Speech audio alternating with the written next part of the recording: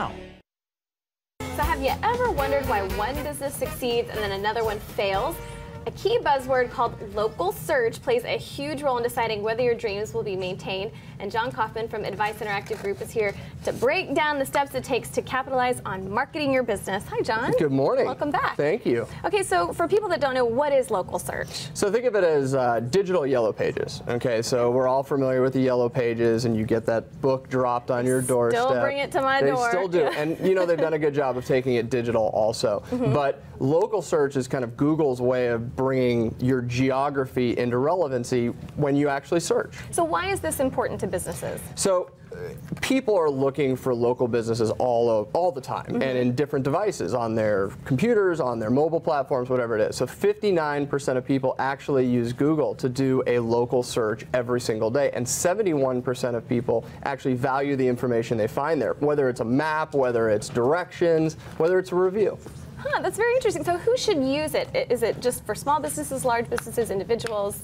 Sure. So you see large businesses use it all the time, but it's great for small businesses because you really don't have the disadvantage of not being a large company, right? You have an address, you have a location, and you can get onto Google Plus Local, you can get onto Google Places, and you can fill out some different information and make it relevant. It's great for individuals as well. Google's algorithms have actually changed lately so that if you're signed in with a Gmail account or you have a Google Plus Local account, you're actually able to see what your friends may like in the local arena and check out the reviews from those places as well. That's pretty cool. Yeah, it's really neat. That's a good way to find out about It's terrific. places. And they're ranking actually the businesses based on your friends' reviews of that particular company. I like that. Well, so what is localsearchtool.com? Am I getting that right? Localsearchtool.org, actually. Okay. So this is a really great way for businesses to find out whether or not they're actually ranking online. Are they ranking online for just a local directory, whether it's Yelp, maybe it is Yellow Pages? Do they have any social reviews or any social information that's pertinent to that local area? So if you want to find out how you actually stack up locally,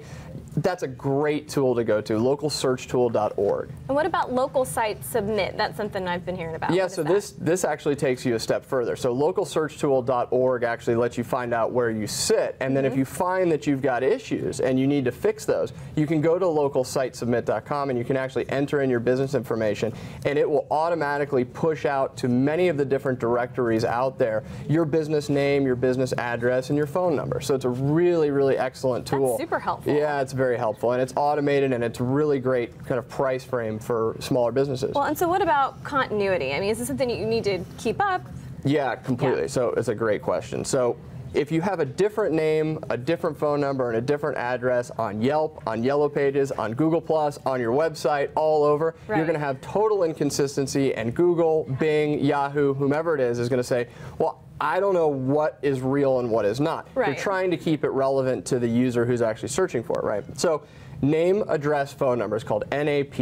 If these can be consistent, the same name to the letter, the same address to the letter and to the number, and the same phone number throughout all of your different listings and directories, you're going to have a much better chance of being found when people actually look for businesses around. Smart. Exactly. So keep it consistent. Absolutely. All right, well, we have two questions that came in from viewers. Okay. So the first one came from Twitter, and they said, Advice Group, I'm a small jeweler and I just started my business. Where do I start online? Okay, so it's a great question. From website to social, there's so many different things that you could potentially do, right? I like to just kind of get on and search for that particular industry. So Google jeweler and find out who's out there, find out who your competition is. You may think that your competition is different than what your online competition is. You may have 3 top competitors that are in your head as really good kind of brand names that you're competing against, but online there may be a different perspective. And if there's a different perspective online, you want to try and figure out how they sit and why they sit there and what they're doing really well from an online perspective,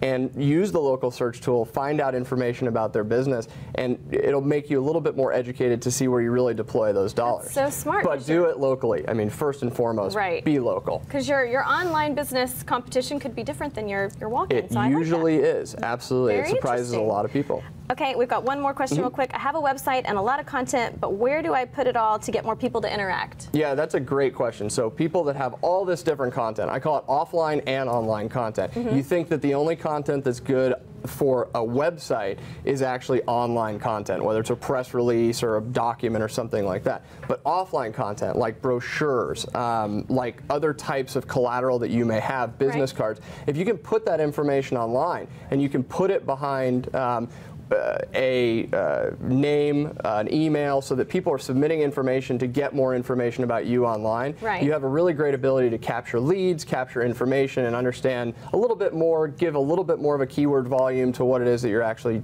doing.